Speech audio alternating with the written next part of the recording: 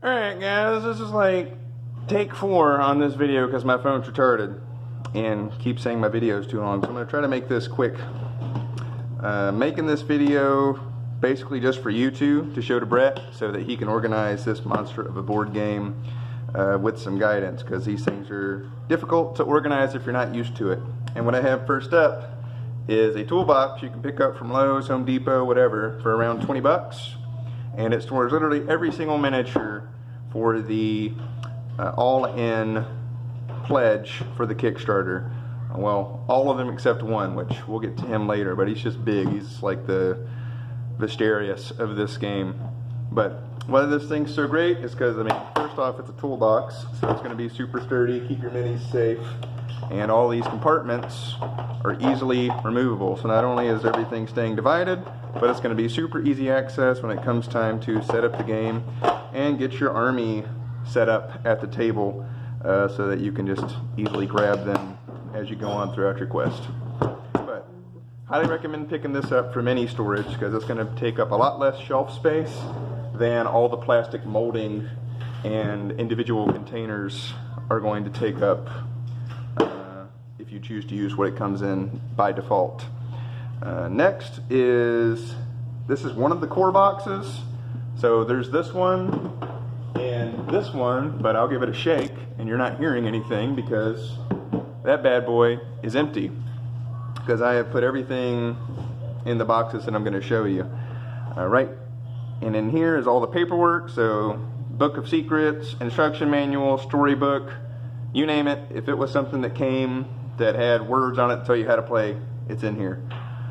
This is an example of a deck box that I highly recommend Brett picks up somewhere between, I don't know, 5 and 10. I have 8. I'm probably going to end up needing 9 of them. So maybe I should say between 8 and 10 of these because they're cheap. They're only like $2.99. You can label them. So like right here I have Encounter, Q for Quest, Fate, because there's Fate cards, and then this is just Omens, abbreviated. But these little deck boxes are traditionally for standard size trading cards, for them to, the backs to be this way and then all of them facing that way. But as you can see, it's perfectly sized for sword and sorcery cards to go lengthwise, so you get full use of the space in here. And you can just shake it real quick and they all come out easier for you to reach and grab. So I highly recommend picking up a lot of these from like a local game store. They're only like $2.99 a piece. Might even be able to find them cheaper online somewhere, I don't know, but they're $2.99 is already pretty dirt cheap. And for what you need for organization, these work perfectly, because you don't need to spend like 20 bucks or more on a deck box when all you're doing is using this as a divider to put inside a bigger box, you know. So I would recommend these guys mostly for the size that I've talked about being perfect, and this little label is going to be a godsend when you're having to reach for certain cards of certain types.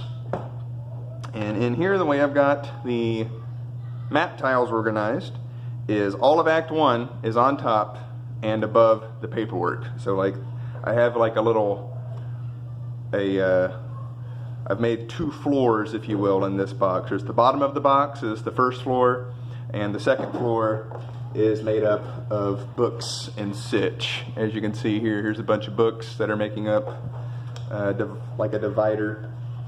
And once you get underneath all the paperwork, more map tiles. So that's all the map tiles for Act 2.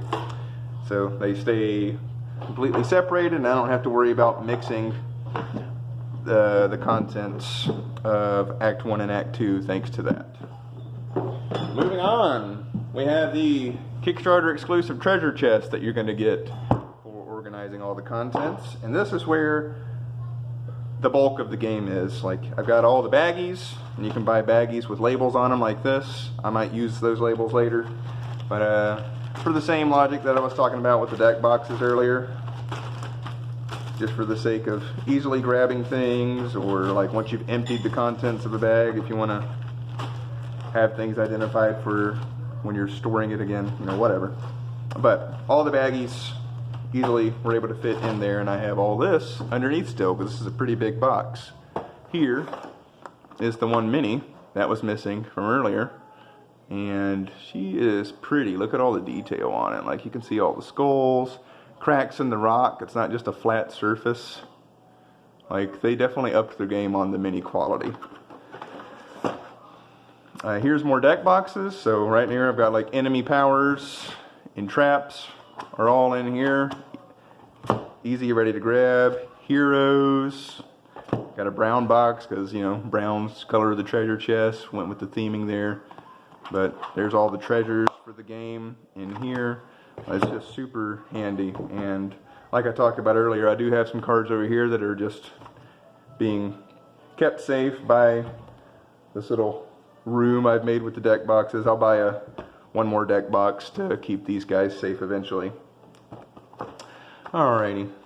And a big recommendation I have is these tuck boxes. You're going to get a lot of them. I will highly recommend clearing out the plastic molding within, because it's like 70% wasted space, because you're basically just going to have like a big black mat with some miniature shaped cubbies in it, if you will, for you to put those minis, and it's just such a waste of space, and you could empty it out and boom, this thing is chock full of stuff now. I've got all of my hero sheets are stored in these tuck boxes so that they're never loose leaf and they don't have to worry about getting bent. And over here I have premium map tokens like doors, spawn gates, and whatnot, all kept in here. And up in this bad boy, it's serving as a deck box, because those deck boxes I showed earlier obviously aren't big enough for tarot cards, but this guy is. So I've got all my tarot cards in here sleeved, but the main thing I wanted to show you guys as where sleeving is concerned is, you know, master enemies. See those guys? These master enemy cards are sleeved, because Sleeve Kings actually sells a sleeve big enough to fit these guys. So I highly recommend looking into Sleeve Kings so that you can pick those sleeves up. It's the only manufacturer I could find that made a sleeve big enough to support the big giant master enemy cards. Oh, we'll just slide all this to the side real quick, because the last box I have to show you guys, I'm not going to go in depth with. This is Mists of the Arena, but this is primarily advertised as a one-shot alternative for playing the game.